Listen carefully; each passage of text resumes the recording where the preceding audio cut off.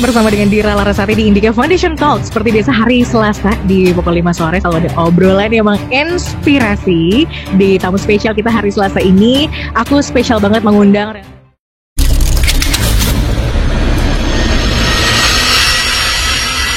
sebuah program televisi Trans 7 yang kini mengguncang jagat maya dan memicu amarah jutaan umat yang seolah membedah fakta namun berujung fitnah yang melukai institusi pesantren tertua di Nusantara, yaitu Pondok Pesantren Lirboyo.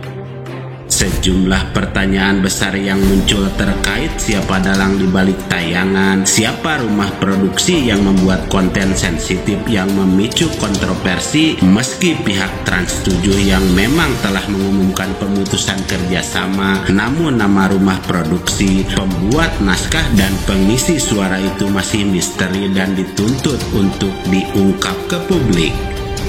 Lantas siapakah otak di balik PH pembuat narasi provokatif, naskah yang dianggap mengadu domba, yang berani mengusik kehormatan kiai dan santri? Siapa pula pembuat naskah yang mengisi suara lantang namun tersembunyi di balik nama-nama yang dituntut pertanggungjawaban etika penyiaran, yang akhirnya terungkap sejumlah nama yang selama ini dipertanyakan dan disinyalir berada di balik pemicu badai media sosial. Hingga para tokoh mengungkap hal penting soal ini. Selengkapnya, mari menyimak sampai selesai agar tidak salah paham. Untuk sekarang Pak, yang PH-nya adalah Sandika, ya, dan langsung tanggal 14 itu juga atas arahan Pak Hairul Tanjung juga, dan kami semua langsung memutuskan hubungan kerja dengan rumah produksi tersebut. Bukan hanya di Trans 7 dan bukan hanya untuk program Uncensored Expose, tetapi seluruh program yang dibuat oleh Sandika telah diberhentikan dari Trans TV dan Trans 7. Untuk pimpinan dari Sandika adalah Bapak Herianto. Lokasi alamat PH itu ada di Cipinang. Kemarahan bermula dari tayangan yang menguak internal pesantren, namun dengan narasi yang dicap merendahkan, penuh dengan dugaan fitnah, bahkan mengusik syariat agama yang menjadi sebuah blunder fatal di jagat penyiaran. Manajemen Trans 7 melalui direktur utamanya Atik Nurwahyuni telah bergerak cepat. Sanksi terberat telah dijatuhkan, pemutusan kerjasama permanen dengan pihak rumah produksi yang bertanggung jawab atas program Expose Uncensored yang melukai banyak santri dan kiai tersebut. Teka-teki tentang identitas rumah produksi yang selama ini menjadi misteri kini mulai tersingkap. Setelah berbagai desakan, akhirnya terkuak sebuah petunjuk yang sangat spesifik. Nama yang dimaksud adalah Sandika Widya Cinema. Sebuah alamat begitu gamblang tertuju pada jejak yang membawa ke Jalan Media Massa Cipinang Muara, Jakarta Timur, sebagai markas dari PT Sandika Widya Cinema tersebut. Bersama dengan Dira Larasati di Indika Foundation Talk. Seperti biasa hari Selasa di pukul 5 sore selalu ada obrolan yang menginspirasi. Di tamu spesial kita hari Selasa ini, aku spesial banget mengundang sejumlah dugaan berlanjut pada deretan nama yang merujuk pada sosok Dira Larasati yang ditunjuk sebagai narator atau pengisi suara tayangan, Frank Herlando sebagai koordinator liputan, dan kunci dari semua masalah tertuju pada penulis naskah yang teridentifikasi adalah Arya Sumbago, Pandu dan William, Ida Hasna, Radena, Oli Eka dan Depi serta Reli. Tayangan Expose itu adalah karya jurnalistik yang sangat rendah dan tidak mendidik. Setuju nggak ya? Karya itu menunjukkan kembali bahwa prinsip-prinsip dasar jurnalistik sudah dilanggar dan melakukan apa yang disebut dengan cherry picking. Jadi narasi dulu dibuat. Makanya kenapa tadi dari Himasal minta siapa naratornya, siapa penulis naskahnya dan lain sebagainya, siapa di belakangnya dan lain sebagainya. Makanya tadi saya setuju, hentikan program ini, tetapi harus dilanjutkan. Hentikan program ini dan program sejenis. Karena banyak sekali program-program, walaupun ibu tadi bilang ada program dan penghargaan, tapi justru di sisi lain ada program-program yang sangat tidak paham terhadap apa yang disebut dengan makhzunin nafs, kearifan yang ada di pesantren. Dan saya mohon KPI bahwa catatan itu jadi catatan, bahwa audit terhadap stasiun manapun yang telah menyakiti, melukai pesantren dan kiai dan tidak paham dengan kiai, itu perlu ditinjau izinnya. Lantas apa langkah profesional yang harus mereka ambil jika memang terbukti? Pertama, pertanggungjawaban etika dan sanksi profesi dengan mengakui kelalaian etika dan berjanji membersihkan nama baik pesantren.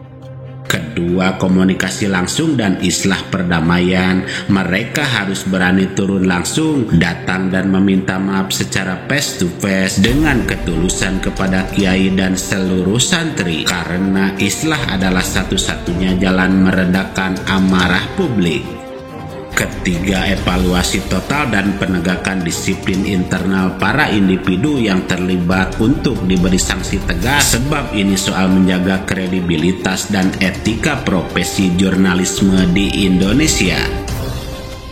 Tapi kalau misalkan mengatakan, oh ini santri kok ngesot di hadapan kiainya, ini adalah bentuk feodalisme, ya kamu diam begitu, kamu nggak paham, berarti kamu nggak paham.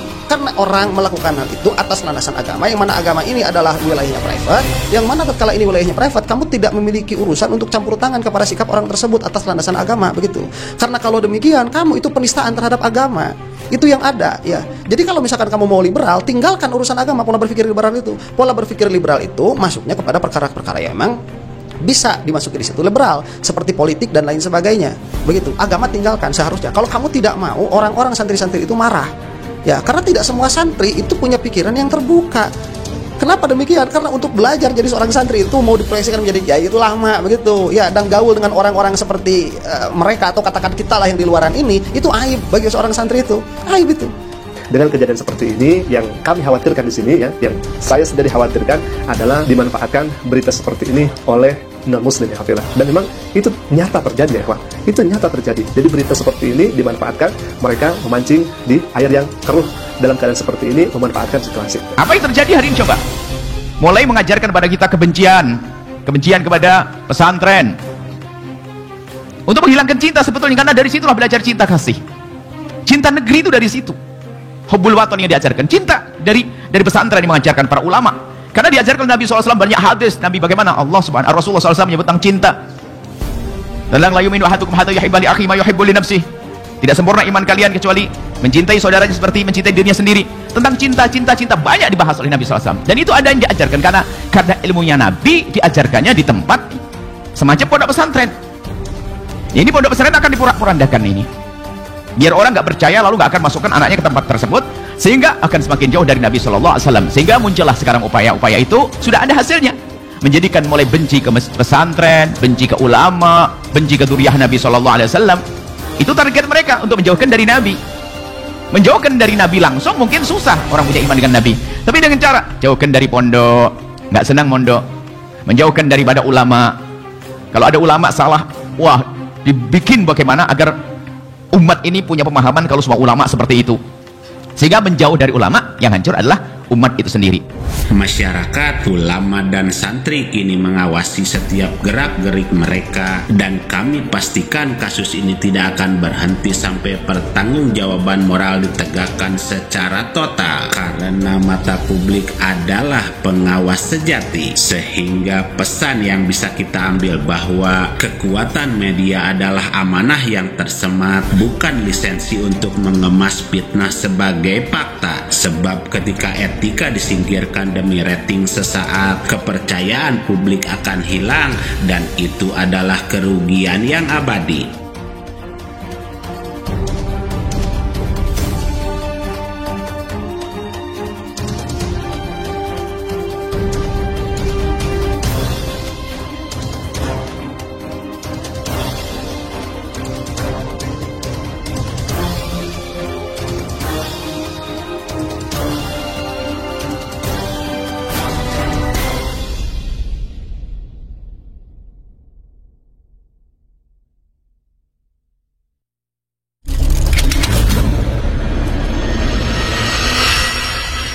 Maka dari itu, ayo Islam semuanya bersaudara. Innamal mu'minuna ikhwah. Hati-hati dengan kejadian semacam ini dimanfaatkan oleh non-muslim misalnya, ikhwah. Jadi kita harus betul-betul mewaspadai hal itu, dan tentunya sekali lagi kita harus lebih bijak dan kita harus lebih dewasa lagi. Semoga hal ini bisa menjadi pelajaran untuk kita semua, untuk kita saling menguatkan, dan kita tentunya semakin bergandengan tangan agar Islam semakin kuat dan Islam semakin jaya.